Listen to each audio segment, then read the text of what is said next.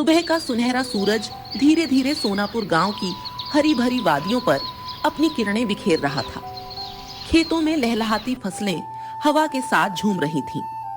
कच्ची गलियों में बच्चे खेल रहे थे और चौपाल पर बैठे बुजुर्ग चाय की चुस्कियों के साथ बातें कर रहे थे। सोनापुर छोटा जरूर था, लेकिन खाने पीने के शौकीनों के लिए किसी मेले से कम नहीं था। रोज शाम को बाजार सजता था।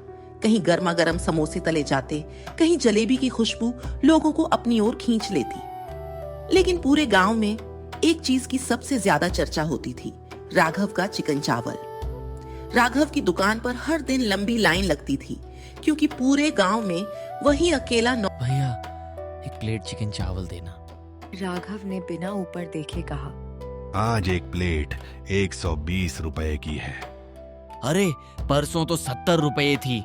परसों की बात परसों थी, आज की कीमत आज है। खाना है तो खाओ, नहीं तो रास्ता खुला है। उसी समय कई किलोमीटर दूर धूल भरी सड़क पर एक युवक थके कदमों से चला जा रहा था। उसका नाम था करण। चेहरा धूल से भरा था, कपड़े मैले हो चुके थे और आंखों में कई दिनों की थकान साफ दिखाई दे रही थी। वह मन ही मन बुदबुदाया, हे भगवान, आज कुछ खाने को मिल जाए, बस यही काफी है।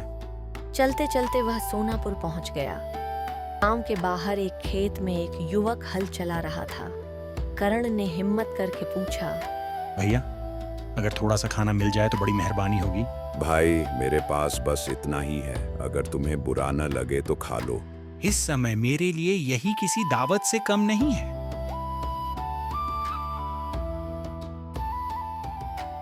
अब तो बताओ, हो कौन और यहाँ कैसे पहुँचे? मेरा नाम करण है और सच कहूँ तो अब मेरा कोई अपना नहीं बचा। अगर तुम्हें कोई आपत्ति न हो तो मेरे घर चल सकते हो। घर छोटा है लेकिन दिल छोटा। दोनों धीरे धीरे गांव की ओर चल पड़े। दरवाजे पर अर्जुन की माँ खड़ी थी। बेटा, ये कौन है? माँ, रास्ते में मिला था, बहुत भूखा था, इसलिए घर ले आया।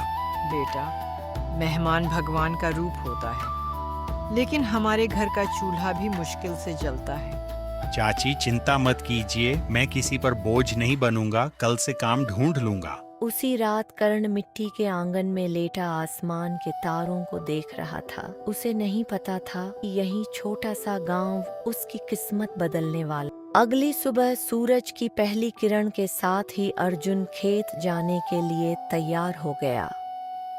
कर्ण भी जल्दी उठ चुका था। अर्जुन, अगर तुम्हें कोई परेशानी न हो तो आज मैं भी तुम्हारे साथ चलूं?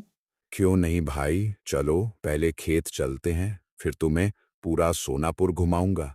दोनों खेत की तरफ निकल पड़े। अर्जुन खेत में काम करने लगा और कर्ण आसपास खड़ा होकर सब कुछ ध्यान से देखने लगा। कुछ देर बाद दोनों बाजार की ओर चल पड़े। सोनापुर का बाजार हमेशा की तरह लोगों से भरा हुआ था।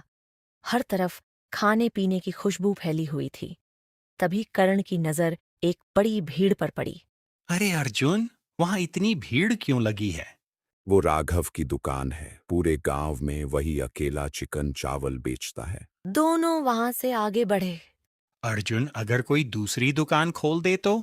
भाई, कई लोगों ने कोशिश की थी, लेकिन राघव किसी की दुकान चलने ही नहीं देता। कभी धमकी देता है, कभी झगड़ा करवाता है।